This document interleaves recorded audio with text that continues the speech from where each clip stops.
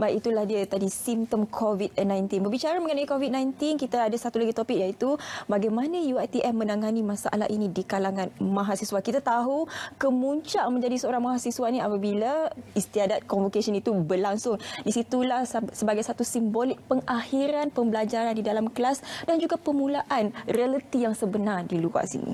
Baik, untuk berbicara mengenai bagaimana UiTM menangani masalah ini, bersama dengan kita ialah Profesor Teknologis Dr. Muhammad Fuzi Ali, Timbalan Naib Chancellor Pembangunan UiTM, dan juga di sebelahnya senyum daripada tadi Dr. Zaitun Nasir, iaitu Pengarah Pusat Kesihatan UiTM. Assalamualaikum. Waalaikumsalam.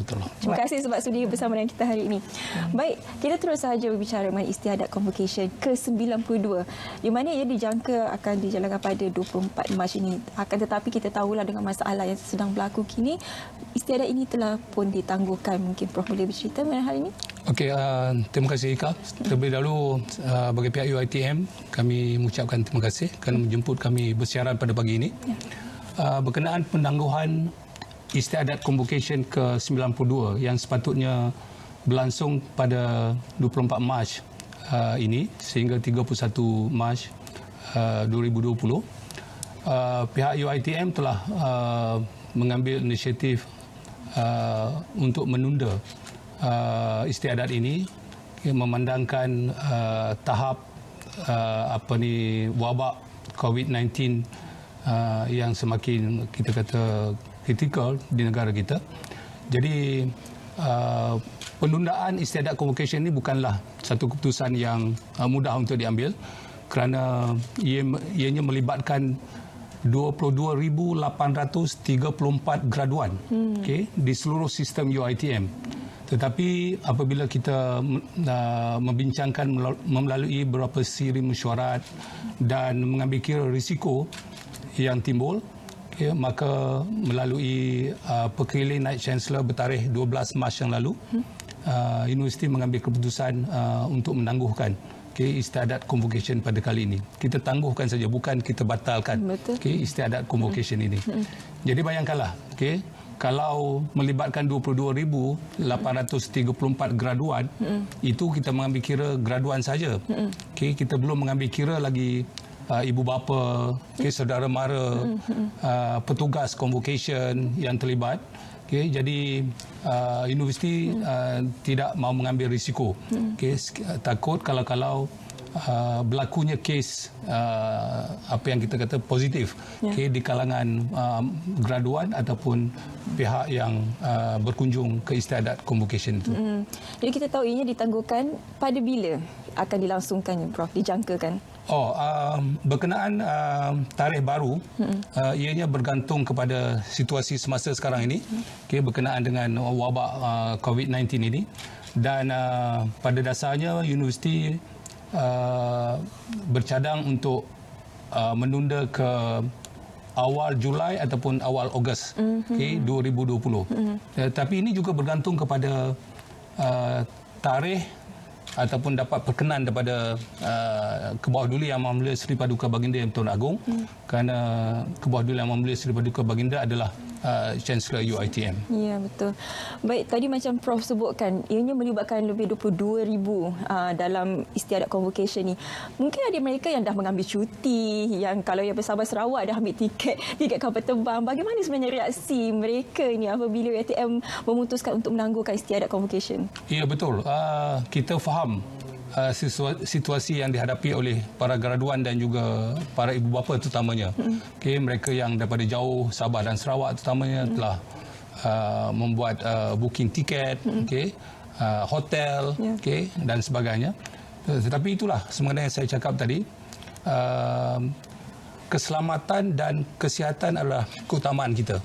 Kita tak nak mengambil risiko, kerana bukan sahaja graduan yang terlibat dalam convocation ini, tapi pihak lain juga terlibat. Di dalam dewan itu nanti ada Chancellor UiTM sendiri, Kebawah-Duli Yang Maha Mulia Seri Paduka Baginda Yang Tuan Agong, Pro Chancellor, pegawai-pegawai kanan universiti, dan juga petugas convocation yang ramai, termasuklah sampai kepada pemandu dan sebagainya. Jadi ini kalau kita teruskan, kemungkinan risiko itu boleh membawa kepada keadaan yang tidak diingini boleh berlaku. Jadi Jadi kita nak tanya pada Dr. Zaitun. Kita tahu sesi pembelajaran masih berlangsung seperti biasa, dan kalau macam UiTM Shah Alam belajarnya daripada tempat parking kereta tu naik bas nak pergi ke fakulti-fakulti. Jadi sejauh manakah Pusat Kesihatan UiTM bersiap sedia untuk menangani masalah COVID-19? Sebab kita tahu memang ramai kalau dalam bas tu, dalam kelas, kontak rapat tu. Bagaimana? Bismillahirrahmanirrahim. Assalamualaikum warahmatullahi wabarakatuh. Terima kasih Ika. Selamat pagi Malaysia. Alhamdulillah, UiTM atau Pusat Kesihatan secara keseluruhannya kami telah bersiap sedia seawal bulan Januari sebelum COVID-19 sampai ke Malaysia.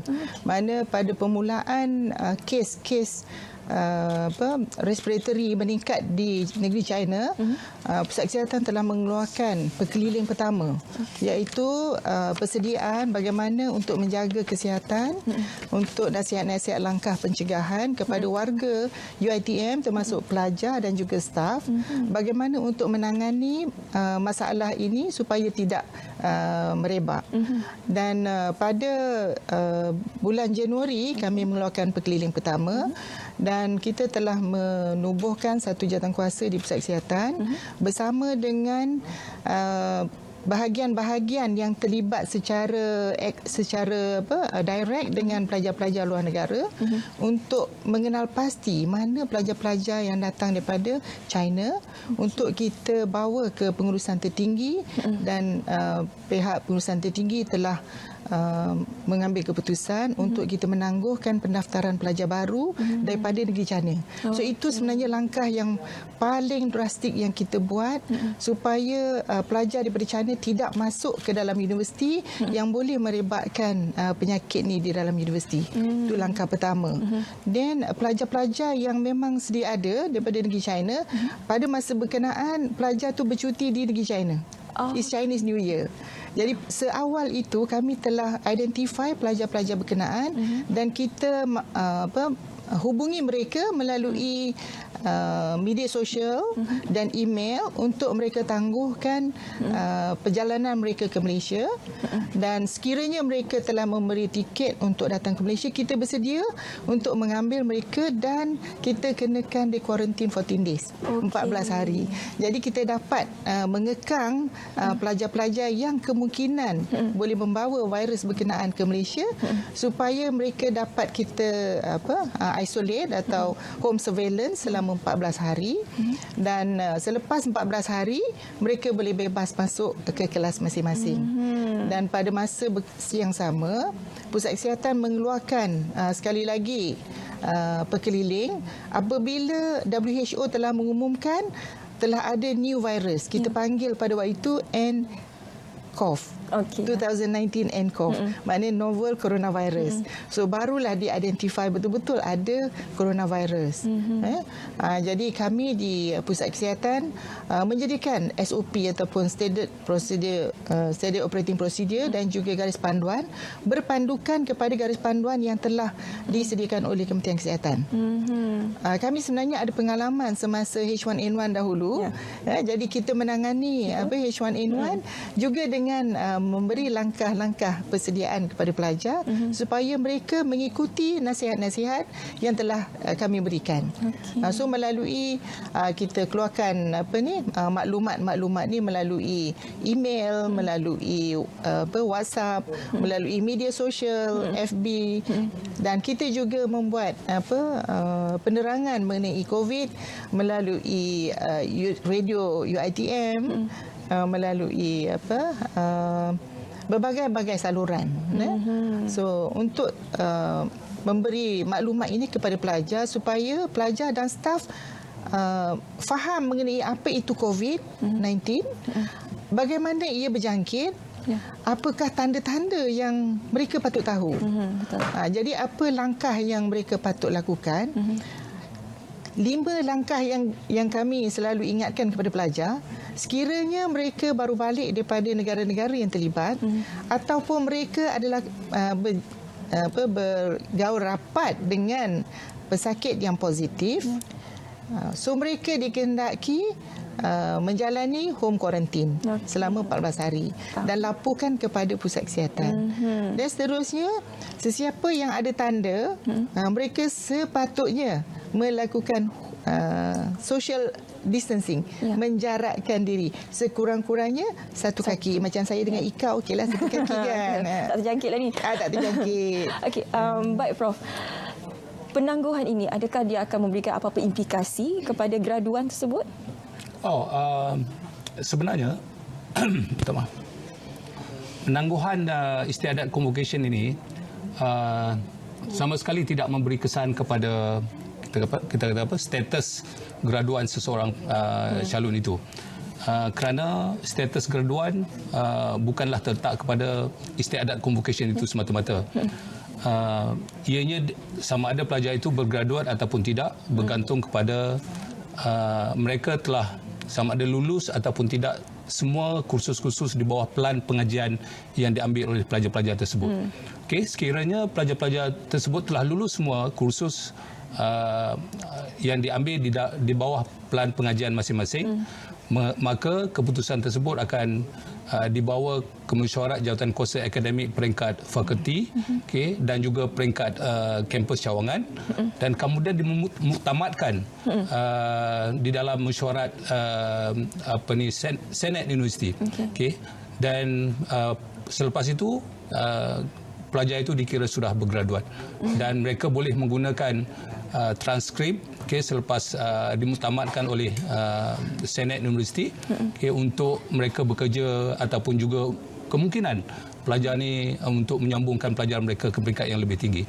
Jadi sama sekali tidak menjejaskan status pelajar walaupun tidak menghadiri istiadat convocation. Baik. Okey doktor, terakhir sekali untuk segmen hari ini.